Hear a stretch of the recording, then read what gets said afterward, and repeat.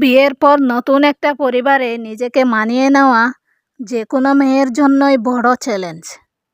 বিয়ের পর যখন প্রথম শ্বশুরবাড়ি এলাম, চারপাশের অজানা মানুষগুলো আর নিয়মকানুন দেখে মনটা বেশ বার হয়ে থাকতো।